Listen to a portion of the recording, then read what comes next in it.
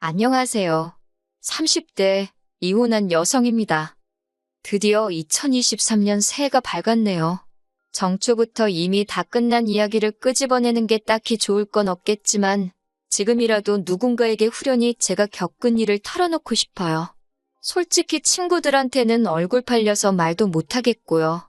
그래서 이렇게 익명의 힘을 빌려봅니다.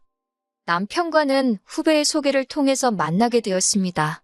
그 후배가 원래 자기 주변 사람들 엮어주는 걸로 좀 유명하다고 해야 할까요? 아무튼 그 후배가 하루는 연락을 해와서는 자기 아는 선배 중에 저랑 정말 잘 어울릴 것 같은 사람이 있다며 뜬금없이 저에게 소개팅을 해주고 싶다고 하더라고요. 사실 제가 원래 소개팅을 좋아하는 사람은 아닌데 그 무렵에 주변에서 연애 안 하냐, 시집 안 갈 거냐 그런 소리를 너무 듣고 있어서 스트레스가 이만저만이 아니었거든요. 그래서 겸사겸사 남편과 소개팅을 하게 되었지요. 남편에 대한 첫인상은 사람이 순해 보인다는 거였어요. 웃는 모습이 서글서글하니 사람 좋아 보인다는 게 이런 거구나 싶대요. 이후로도 남편과는 몇 차례 더 만났는데 그때마다 시간 가는 줄 모르고 즐거운 한때를 보냈어요.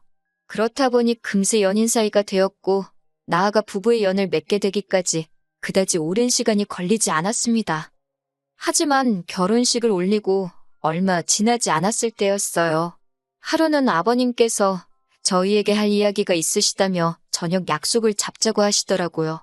평소에 미리미리 계획을 세우신다던가 그런 성격이 아니셨기에 좀 의아하단 생각은 들었지만 알겠다 했네요.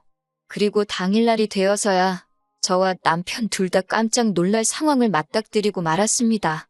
아버님 옆자리에 꽤 젊어 보이는 여자분이 앉아 계셨거든요. 어디서 본 것 같다 싶어서 계속 기억을 더듬어 보니 저희 결혼식에 오셔서 계속 아버님 곁에 머무시던 분이셨어요. 그때도 어렴풋이 아버님한테 여자친구라도 있으신가 보다 생각은 했지만 이후로 별 이야기가 없었기에 저도 굳이 얘기를 꺼낸 적은 없었지요. 그런데 그분이 아버님과 함께 나와 계셨으니 직감적으로 오늘 저녁 식사가 그냥 저녁 식사가 아니구나 싶더라고요. 그리고 떨떠름한 표정으로 맞은편에 앉은 저희를 보고 아니나 다를까 아버님이 먼저 그 여사님을 소개해 주셨습니다. 당신이 5년째 만나고 있는 분이라면서요. 그리고는 뒤이어 말씀하시기를 거진 20년 가까운 세월을 당신 혼자서 아들을 키웠고 장가까지 보냈지 않냐. 그러면서 이제는 당신도 새로운 인생을 살고 싶다 하시대요. 간단하게 정리하자면 호적은 그냥 두고 지금 여사님하고 살림만 합쳐서 살고 싶다고요. 요란하게 모식을 올리고 그러자는 것도 아니고 그냥 평생 한 집에서 서로 의지하며 살고 싶은 것뿐이라면서요. 이렇게까지 말씀하시는데 안 된다는 자식이 어디 있겠어요. 저나 남편 모두 이제라도 아버님께서 짝을 찾으셨으니 다행이다 생각하고 그러시라 했습니다. 그리고 한 달 뒤 제가 두 분을 초대해 다시 저녁 식사 자리를 만들었습니다. 앞으로 잘 사시란 인사도 드리고 작은 선물도 해드렸어요. 제가 비록 당장의 여사님에게 어머님이라 부를 자신은 없었지만 그래도 아버님의 며느리로서 이 정도 축하 인사는 드리고 싶어서 누가 시키지 않았어도 만든 자리였습니다. 여사님과 아버님도 고맙다 하시고 나쁘지 않은 분위기였어요. 그리고 며칠 뒤 여사님이 저에게 연락을 해오셨습니다. 문자로 저에게 며느님이라고 부르며 축하해줘서 고맙다. 앞으로 서로 할 도리는 하면서 잘 살았으면 좋겠다. 그런 내용이었지요. 하지만 몇 번을 읽어도 왠지 이게 무슨 소리인가? 할도리라니? 나한테 며느리 돌이라도 하라는 소린가? 솔직히 찝찝하고 불편한 기분이 들더라고요. 그래도 괜히 서로 불편한 상황이라도 생길까 우려스러운 마음에 저 혼자 그렇게 생각만 했지 남편이나 아버님한테 따로 뭐 이야기하고 그러진 않았어요. 하지만 시간이 지날수록 여사님이 어머님 노릇을 하려 든다는 느낌을 지우기 어려웠습니다. 제가 처음 이건 아닌데 그런 생각을 했던 건 여사님과 아버님이 살림을 합친 지 한 달 좀 안 됐을 시기였어요. 하루는 아버님께서 전화를 걸어오셨는데 지금 여사님이 저희 주시려고 직접 담근 김치를 가지고 저희 집에 가셨다는 거예요. 하지만 그때는 낮이었고 남편과 저 둘 다 회사에 있었거든요. 제가 아버님께 일단 현관에 두고 가시라고 말씀 좀 전해달라 했습니다. 참고로 저와 아버님 사이는 그럭저럭 좋은 편이었어요. 아버님께서는 그래도 들고 간 사람 성의가 있는데 제가 그렇게 말하니 서운하다 하시며 그러지 말고 비밀번호 좀 알려달라 하셨습니다. 그러면 집안에만 두고 나올 거라고 걱정하지 말라 하시면서요. 아버님께서 그렇게까지 말씀하시니 계속해서 안 된다 하기도 어려웠습니다. 그래서 집에 가면 비밀번호를 바꿔야겠다. 그렇게만 생각하고 일단 비밀번호를 알려드렸어요. 그런데 그게 화근이었지요. 다음 날 여사님이 저에게 며느님이라고 부르며 문자를 보내셨더라고요. 어제 김치를 두고 가려다 우연히 저희 집 냉장고를 열어보게 되셨다면서 아무리 젊은 사람 둘이 산다고 해도 집에 먹는 게 너무 부실한 것 같다고요. 특히 아드님, 그러니까 저희 남편 말씀하시는 거예요. 아드님은 남자고 바깥 일도 해야 하는데 그렇게 부실하게 먹게 하는 건 아닌 것 같다고. 요새 날도 춥고하니 국이나 찌개 정도는 챙겨주면 좋겠다나요? 그 문자를 읽는데 정말 어이가 없고 황당하더라고요. 저나 남편 둘 다 직장 생활을 하다 보니 사실 집에서 뭔가 해먹는 일이 드문 편이긴 합니다. 특히 저는 평일 대부분의 식사를 회사에서 해결할 만큼 일이 바쁘고 야근도 잦아요. 그렇다 보니 저녁을 먹더라도 남편 혼자 챙겨 먹어야 하는 일이 많은데 자기는 곧 죽어도 요리해서 차려 먹고 그런 건 못하겠다 하더군요. 그렇다고 제가 미리 챙겨주고 그럴 여유도 없었으니 그럼 당신이 알아서 챙겨 먹으라 했습니다. 막말로 제가 남편이 벌어다주는 생활비를 타 쓰는 것도 아니고 남편이 3살 난 어린아이도 아니니 그 정도는 알아서 할 수 있겠다 싶었으니까요. 그리고 실제로 이러한 생활 방식에 저도 남편도 아무런 불만이 없었습니다. 여사님으로부터 문자를 받고 밥 받아칠까 하다가 그래도 처음이고 하니 저희가 맞벌이고 남편과도 다 이야기가 된 부분이라고 예의 바르게 하지만 확실히 알아들으시게끔 답장을 보내드렸습니다. 하지만 이후로도 계속 일주일에 한두 번꼴로 며느님으로 시작하는 문자는 멈추지를 않았어요. 내용은 대부분이 어떤 영양제가 좋다더라. 아드님 좀 챙겨줘라. 저번에 보니 아드님 입고 있던 옷이 낡았더라. 옷 좀 사줘라. 전부 다 남편한테 이렇게 해줘라 저렇게 해줘라. 그런 식의 내용들이었네요. 그렇게 한 6개월쯤 지났을까요? 견디다 못한 제가 남편에게 여사님이 사사건건 별의별 걸 다 간섭하셔서 지친다. 너무 피곤하다고 털어놓았습니다. 그러자 남편은 오히려 여사님이 당신이랑 친해지고 싶어서 그런 것 같다며 제가 먼저 살갑게 어머님 하고 연락도 드리고 그래보라더군요. 어이가 없어서 결국 남편도 별 도움이 안 된다 싶어서 이후로는 남편에게 여사님에 대한 이야기는 아예 꺼내지도 않았어요. 그때그때 상황에 맞춰 제가 능글능글하게 넘기기도 하고 앞에선 알겠다 하고 뒤에선 그냥 제 멋대로 하고 그런 식으로 버텨냈다고 할까요? 하지만 그런 여사님과 제 사이는 결국 틀어지고 말았습니다.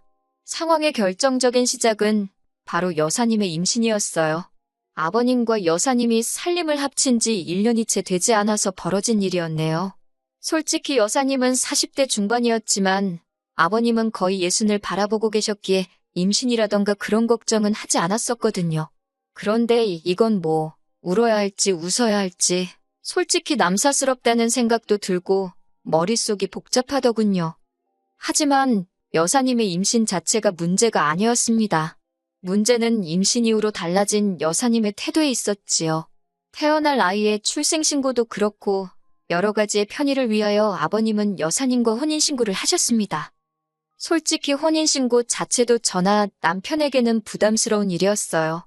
그런데 더 부담스럽고 불편했던 건 여사님이 어머님이라 불리기를 원하셨다는 거예요. 당신은 어머님으로 그리고 앞으로 태어날 아이는 아가씨든 도련님이든 맞는 호칭으로 불러달라 하시대요. 제가 이상한 건지 남편을 낳아주신 분도 키워주신 분도 아닌데 어머님 소리라니 가당치도 않다고 느꼈고 그것도 부족해서 아가씨는 뭐고 도련님은 뭔지 여러 가지로 껄끄럽고 그렇더라고요. 하지만 여사님의 요구는 거기서 끝이 아니었습니다. 여사님이 임신을 하고 얼마 지나지 않아 저는 저대로 회사를 관둬야만 했어요. 남편이나 저 역시 아이를 가지려고 준비를 하면서 제가 건강검진을 받게 되었는데 뜻하지 않은 소식을 듣게 되었거든요. 면역력이 떨어져 있는 것도 문제였고 무엇보다도 갑상선 쪽에 이상이 보여서 당분간 무조건적인 안정을 취하라는 의사의 소견이 있었습니다. 잘 다니던 회사를 갑자기 관두려니 아쉽기는 했지만 앞으로 갖게 될 우리 아이를 위해서라도 쉬어가는 편이 좋겠다 싶어 어려운 결정을 내렸네요. 그런데 제가 직장을 관뒀다는 소식을 들은 여사님과 아버님께서 뜬금없이 합가를 요구해 오셨습니다. 말이 좋아 합가지 같이 살면서 여사님 뒤치다꺼리를 해달라는 속셈이셨지요.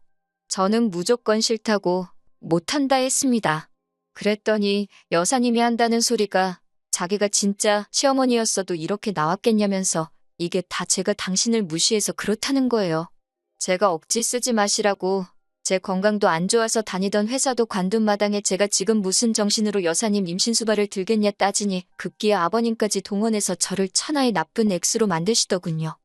아버님께서도 저더러 하시는 말씀이 당신이 여사님과 결혼하면서 별달리 해준 것도 없고 저희 눈치 보느라 금연사포 한 번도 못 씌워줬다면서 자기 입장을 봐서라도 이번 한 번만 제가 여사님 좀 챙겨드리면 안 되겠냐입니다. 아버님이 못 해주신 걸 왜 저더러 해주라 하시냐. 저하고 여사님은 솔직히 생판남남이다. 부담스럽다. 저도 도망가지 않고 제 입장을 밝히며 맞섰습니다. 그랬더니 아버님이 당신한테는 여사님이 제일이지 여사님한테 싸가지가 없으면 며느리고 나발이고 필요 없다시대요. 그래도 이쯤에서 상황이 정리되었다면 솔직히 제가 남편하고 이혼까지는 하지 않았을 거예요. 그런데 제가 하소연한답시고 남편을 붙들고 여사님과 그리고 아버님과 있었던 이야기를 하니 인간이 한다는 소리가 어차피 여사님 뱃속에 있는 애가 태어나면 그게 아가씨건 도련님이건 저보다 윗사람인 건 맞는데 그렇게 생각하면 어쨌든 서열상 저보다 높으니까 그렇게 기분 나쁠 일은 아니지 않냐대요. 제가 황당해서 남편을 쳐다보니 원래 며느리가 그 집안 서열 제일 꼴찌 아니냐면서 여사님에 대해서 그냥 인정하고 받아들이라나요. 아버님이 선택하신 분인데 제가 그분 비위 거슬러서 좋을 게 뭐가 있냐고. 제가 너무 화가 나서 남편더러 당신은 나하고 여사님하고 둘 중 한 명만 골라야 된다면 누구냐고 따지니까 한다는 소리가 여사님은 자기 동생을 낳아주실 분이라며 여사님이나 저나 자기한테는 소중한 가족이래요. 그러면서도 피는 물보다 진하다잖아. 그러는데 그제서야 저도 망치로 뒤통수를 한 대 맞은 듯 느낌이 딱 오더라고요. 여자고 남자고 누구 하나 태어나면 저쪽은 한 가족이랍시고 똘똘 뭉치고 나만 서럽고 고달픈 신세가 되겠구나 싶은 거요. 그리고 그런 생각이 한번 들기 시작하니 걷잡을 수가 없더라고요.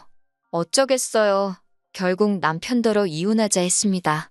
나는 여사님을 어머님으로 받아들이고 살 자신이 없다고. 그리고 이 이야기가 아버님 귀에도 들어갔는지 노발대발 난리를 치시대요. 제가 뭔데요 어머님으로 받아들이고 어쩌고 하느냐고요.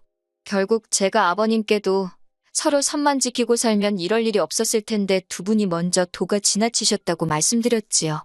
그 여사님이란 분은 당연히 이혼할 테면 하란 식이셨고요. 그런데 1년이 지난 지금 이 이야기를 왜 하느냐고요. 그게 며칠 전에 남편으로부터 소식을 들었는데 여사님이 낳은 애가 아버님 애가 아닌가 봐요. 생긴 게 달라도 너무 달라서 유전자 검사를 해봤다나요. 저더러 어쩌면 좋겠냐는데 해줄 말이 없대요. 그리고 그 연락을 받은 이후로 저는 연락처를 바꿔버렸습니다. 더 이상 그 집구석 일에 신경 쓰기도 싫고 알고 싶지도 않더라고요. 새해인 만큼 새롭고 좋은 일만 가득하기를 바랄 뿐입니다.